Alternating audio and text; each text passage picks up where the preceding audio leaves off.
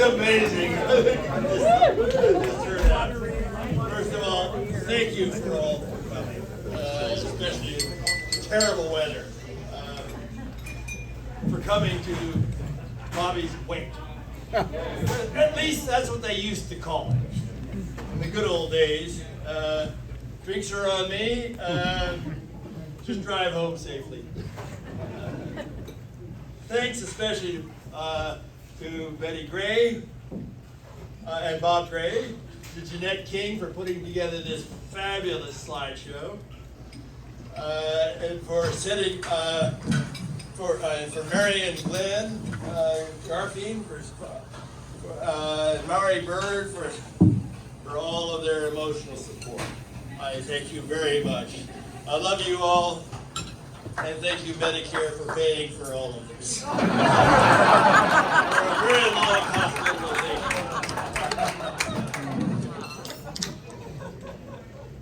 Bobbi Tosse, also known as Barbara Ann Tosse,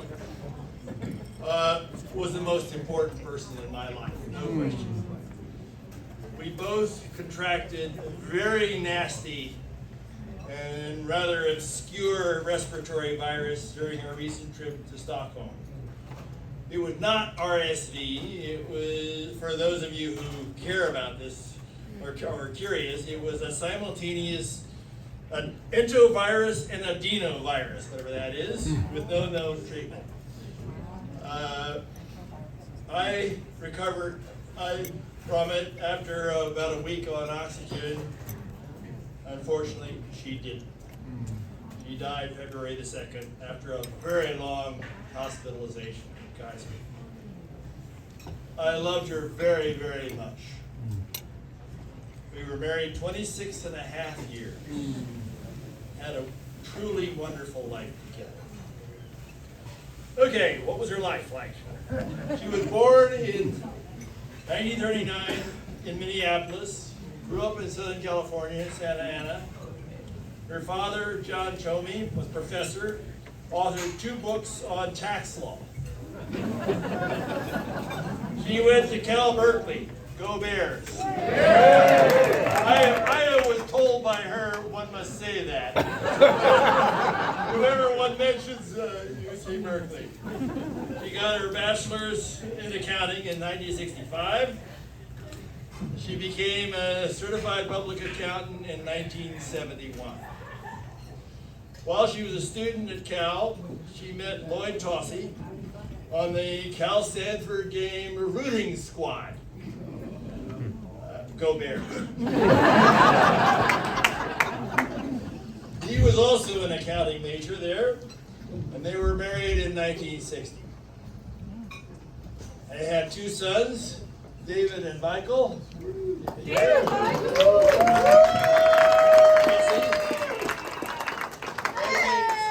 Sadly, they were divorced in 73.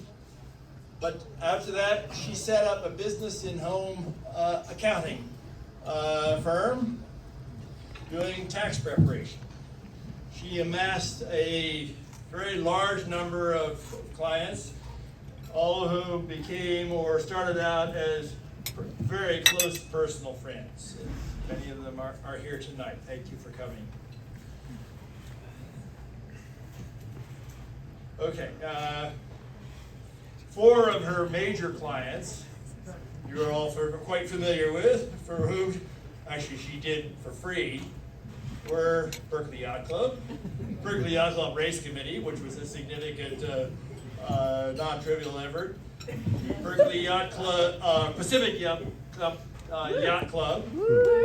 and Yacht Racing Association of San Francisco Bay.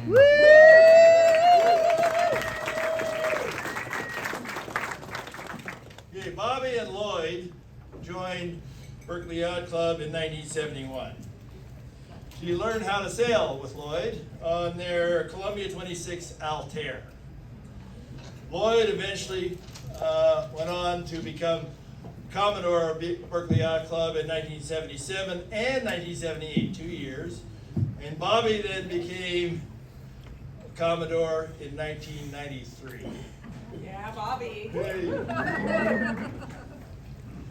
About 1975, Bobbi took over Berkeley Yacht Club race chairmanship from then chair Dave Simpson. Probably most of you don't even remember him. She held that position until she died.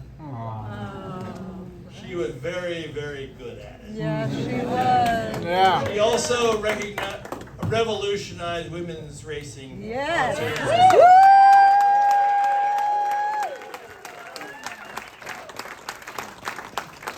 Amid her many accomplishments, she took over and totally got rid of the rather patronizing Berkeley Yacht Club Powder Puff series. And she introduced the Women's Skipper series and a large number of other events. Okay, while at Berkeley Yacht Club, she put together a truly world-class race committee.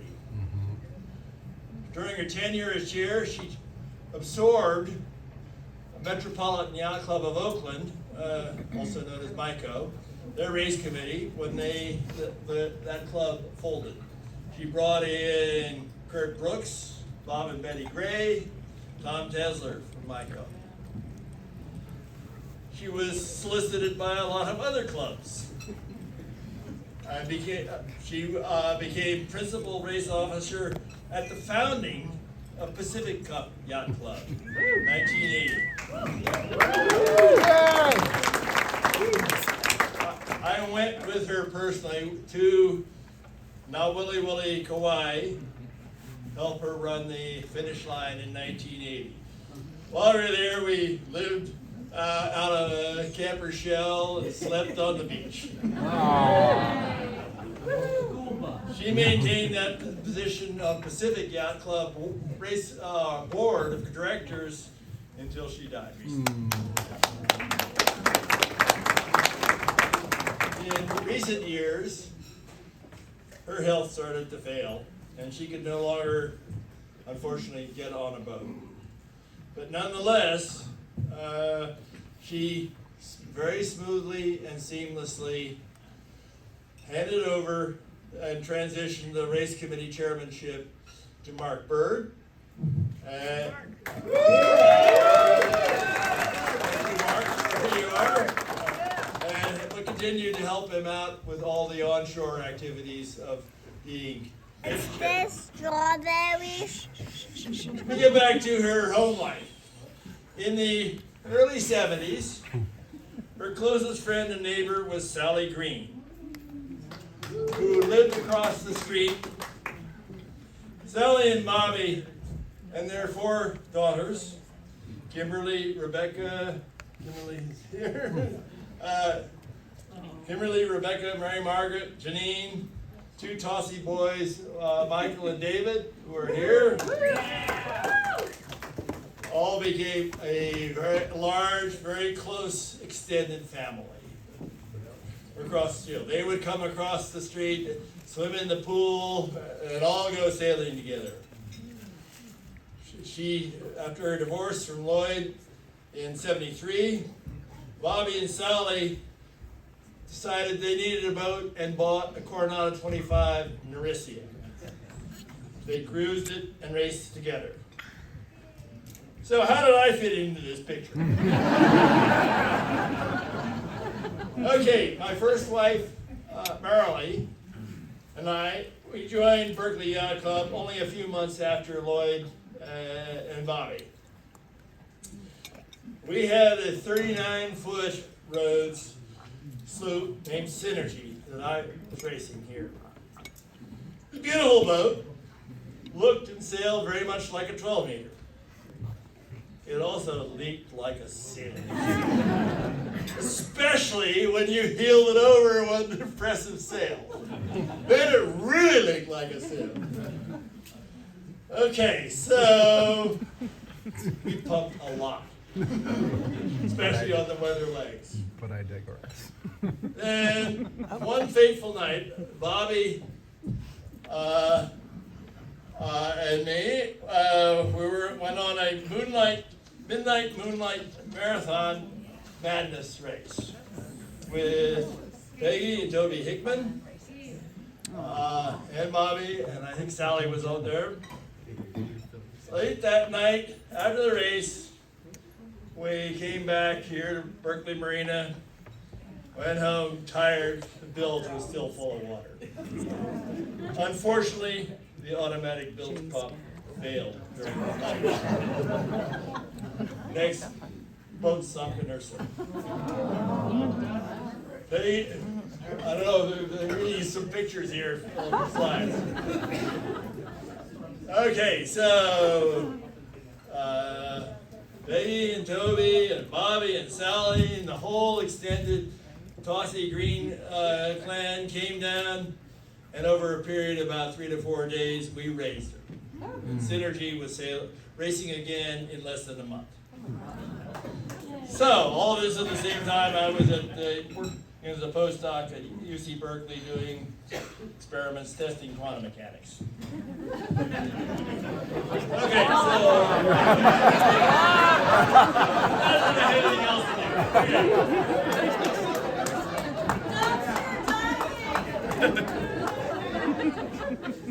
1978, Marilyn and I divorced. Several years later, Bobby and I started dating.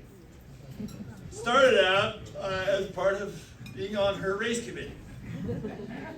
Glenn Garfield, here we are, and I, we got together and we wrote the very first race committee software for scoring races. And we actually had race results up there in the bar while people were still getting drinks at the bar.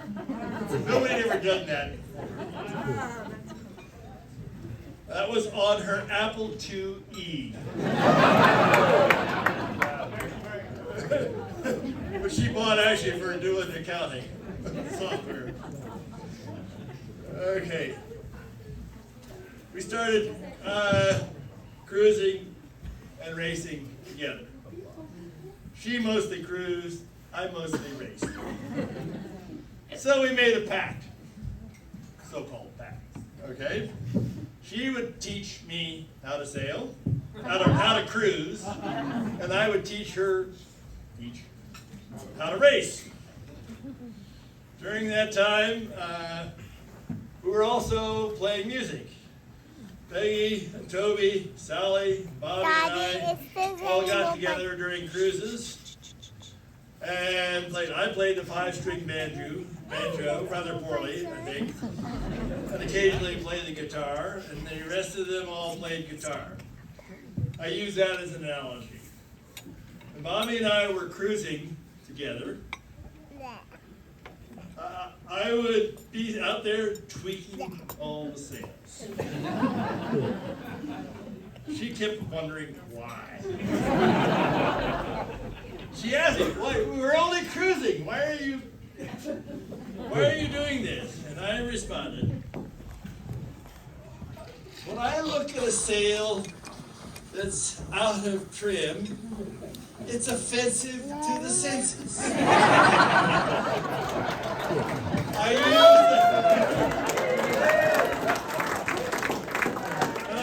used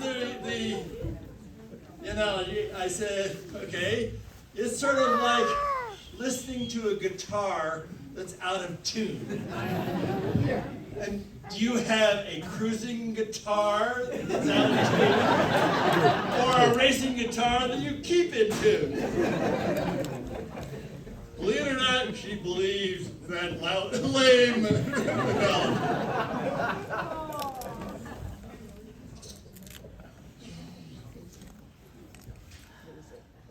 Okay, so fortunately, I guess, I sort of won this so-called pact. She pretty much gave up cruising and devoted most of her sailing, fortunately, mostly with me, to racing. In 1985, Mauricia, her Coronado 25, she and Sally, we were class champions here on the bay, and we were second place in the Cordon 25 Nationals. The first place is this damn North Sails sailmaker from Southern California. Okay. Way back in 1985, I did a transpac on a boat in Southern California, and I told Bobbi just how much fun I had doing it. She was already principal race officer for Pacific Cup Race Committee. She got inspired and decided she wanted to do the 86 Pac Cup herself. Moreover, she wanted to be skipper and to make a statement for women's racing.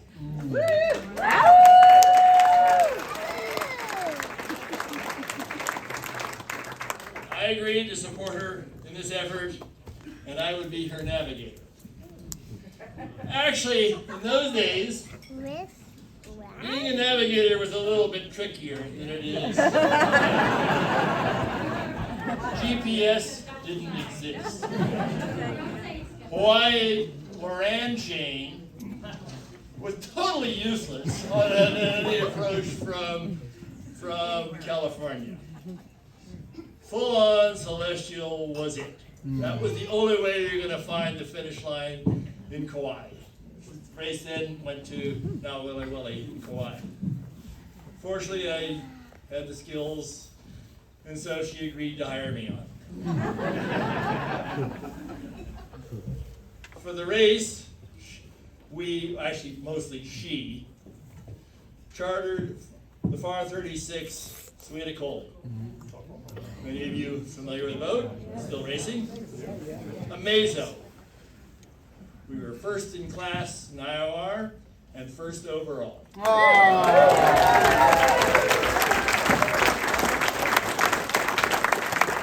Beginner's luck, right? Yeah, we were hot. That was so much fun that we decided we wanted to do it again. We liked FAR 36s for the race. So we chartered the FAR 36 Petard. Unfortunately, that year, a rum line course didn't work. We got too close to Pacific High, we had to jibe out too soon, and we had a rather so-so finish. By the way, weather faxes didn't exist in those days. What I had to do was plot out isobars by hand from Morse code. I kid you not. It was transmitted over single sideband. That was the best way. The best I had to deal with. So much for beginner's luck. We weren't so hot. Well, okay. Well, it must have been because I was the skipper that year. Okay, so at that point, we got addicted to doing Pacific Cup races. I did 1990 and 1992 races on Petard as the navigator for the owner, Keith Buck. Not to be left out, she did 92 race on La Cabal. But then I had bought a FAR 40 1-ton Audacious. So we did on it 94, 96, 98, 2000, 2002, and 2004. Talk about addiction. Okay, so as you can see from a lot of the slides here, there were a lot of Berkeley Yacht Club members who were in the crew on those races. We even got a few more trophies along the way, except when Bob Henderson got us.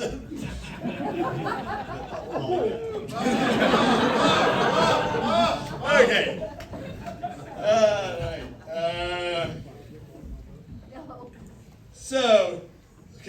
Simultaneously with all this, on odd years, we would do Coastal Cup races, Catalina, Santa Barbara, Monterey, and all of this on top of a rather heavy schedule of bay racing. Bobbi would always skipper in all the women's races, and almost always she won. Along the way, in '96, we got married. We've been actually living together in sin for many years. Well, when I asked her to marry me, she said, okay, but I gotta really check out all the tax consequences.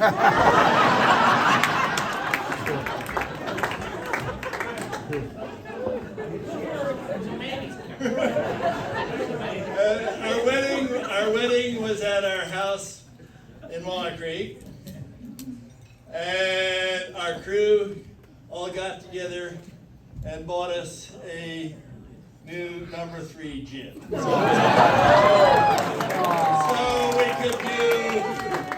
we could do Big Boat Series. And everybody at the wedding signed the sausage bag for the gin. We even got a couple of trophies there. Well, unfortunately, that's what happens with beginner's luck. You get addicted. So, after 2004, we finally gave up on backups and put most of our effort into doing Big Boat Series, simultaneously maintaining a rather heavy bay and local ocean schedule. We continued on doing Big Boat Series with our 41-ton bodacious, and then transitioned over to our newer Reichel Pugh One Design 48 Bodacious Plus. Throughout all of this, Bobbi and I had a truly wonderful life together. I loved her very dearly. I'm going to miss her. I'm sure the rest of you will too. Goodbye, Bobbi. Thank you.